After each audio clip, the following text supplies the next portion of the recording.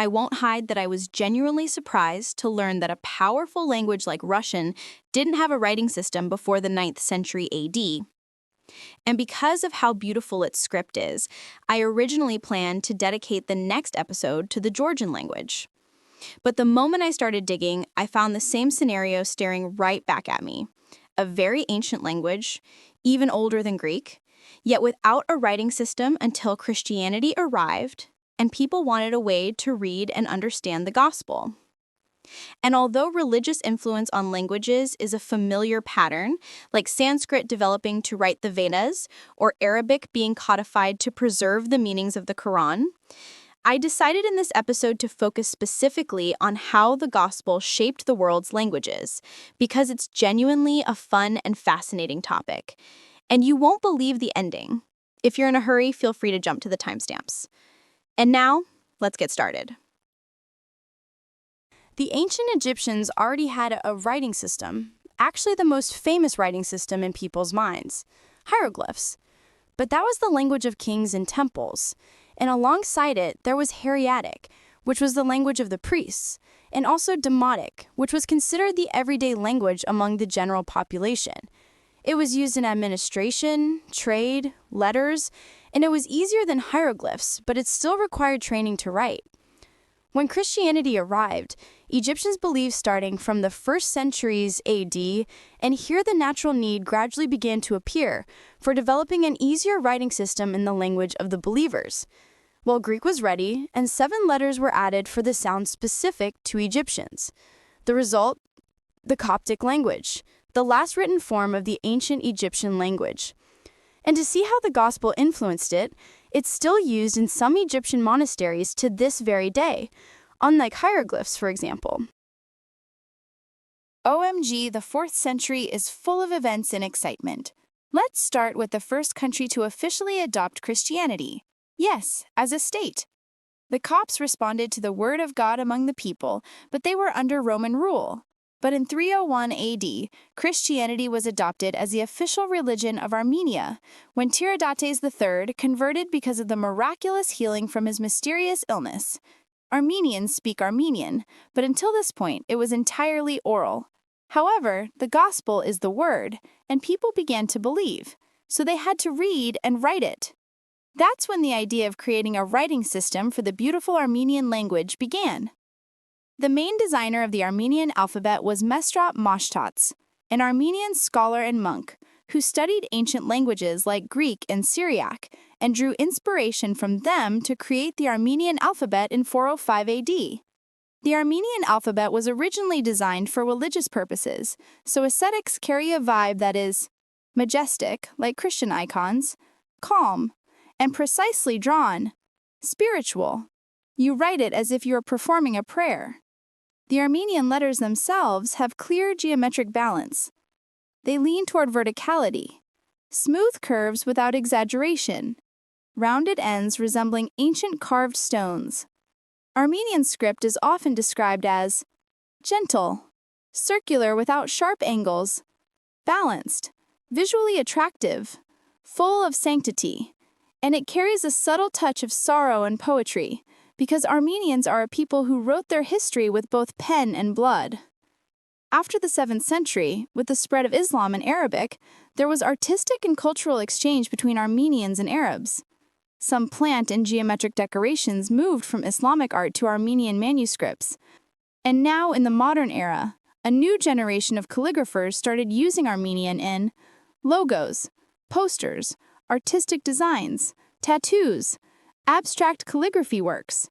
The result? A stunning mix of heritage and modernity.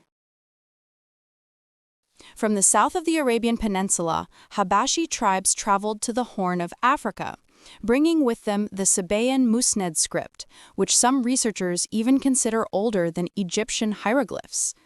Between the 4th century BC and the 4th century AD, Abyssinia developed its own writing system from the South Arabian Sabaean script, Ge'ez.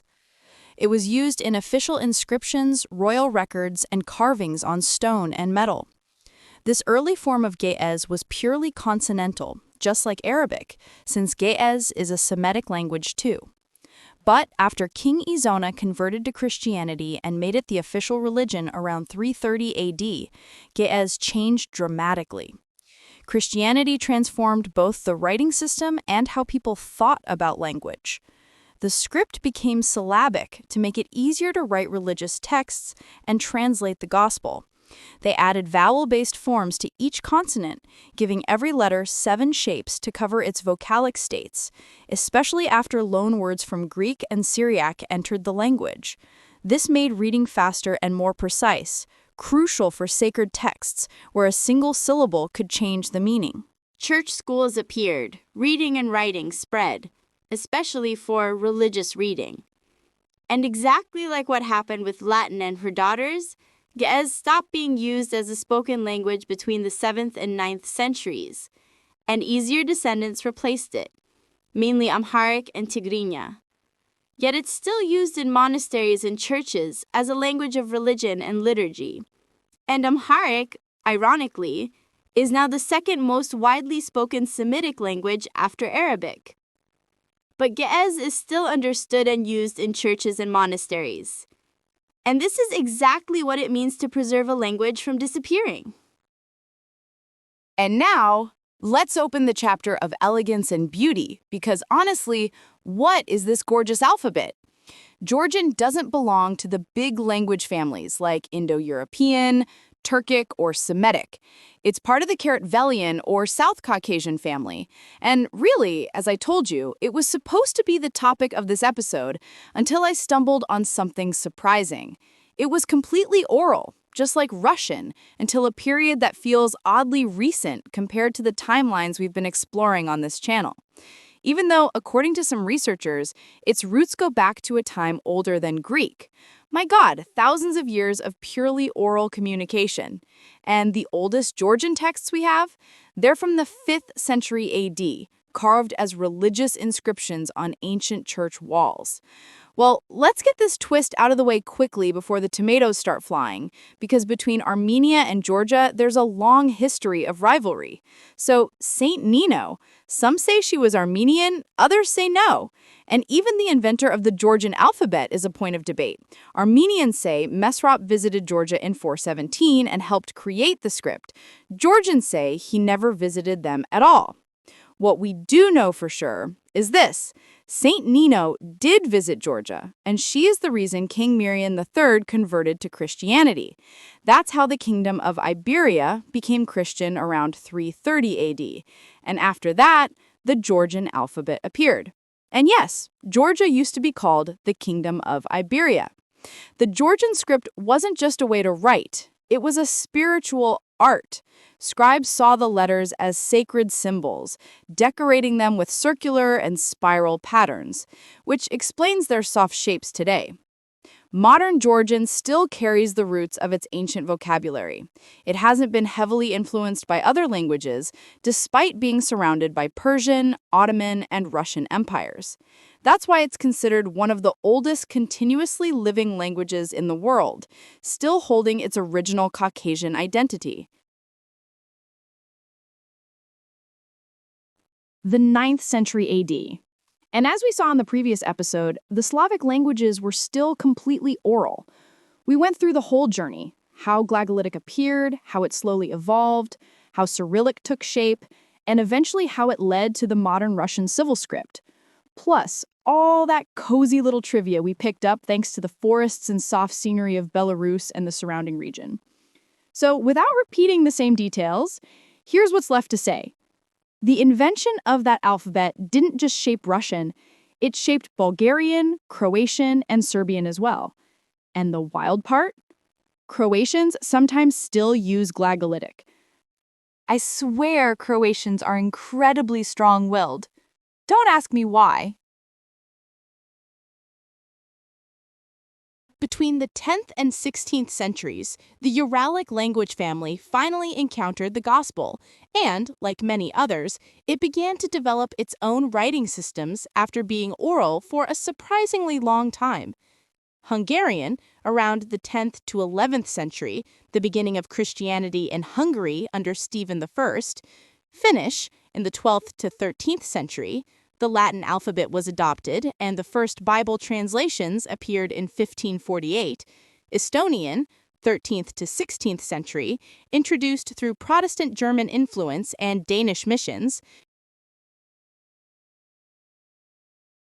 After the Uralic family, some of the very last languages to join this journey were the pure Baltic ones, Lithuanian, Latvian, and Old Prussian. They were entirely oral for centuries, passing down their history through myths and folk songs. But between the 13th and 14th centuries, contact with the Teutonic Knights and the German Christian missions brought writing into the region.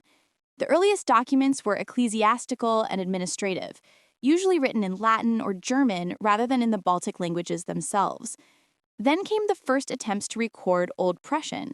The oldest known text is the Elbing vocabulary from around the 14th century, a small glossary translating between German and Old Prussian. With the Protestant Reformation in the 16th century, translations of religious texts into Latvian and Lithuanian finally began. The oldest printed Lithuanian text is a 1547 translation of part of the hymns by Martinus Mažvydas.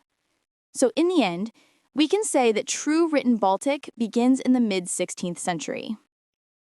Wow. All these languages lived for centuries while being completely oral. And honestly, if Christianity hadn't reached them, they might have stayed oral for who knows how long. All of this while the miracle of Jesus wasn't even a linguistic one, like we saw in the Semitic language episode. But it was a faith with a book, the Gospel.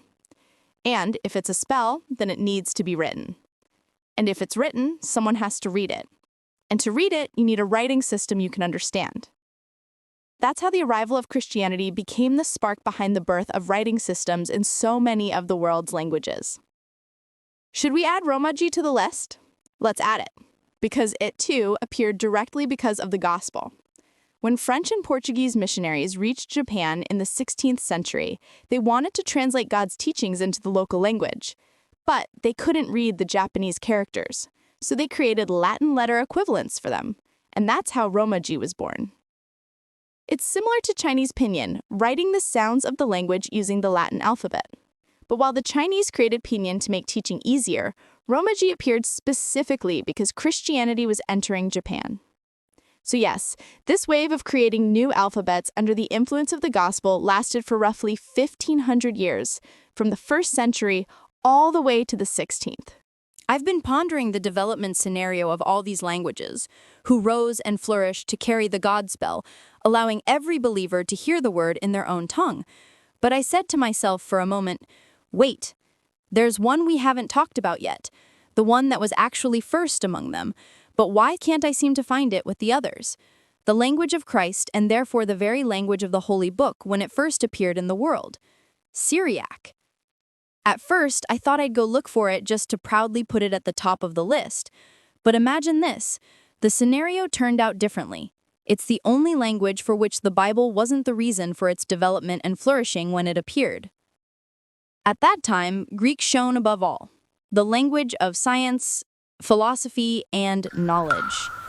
So naturally, the Gospel was written in Greek. Notice the decisive impact of this step. When they went back to translate from Greek into Syriac, they diverged on crucial theological concepts, which led to Syriac itself splitting into an Eastern dialect and a Western dialect. Do you think this was because of the power of the Bible's meanings, or because of the depth of the Greek language? Tell me your thoughts in the comments and hit the bell to be ready for the next mind-blowing revelations.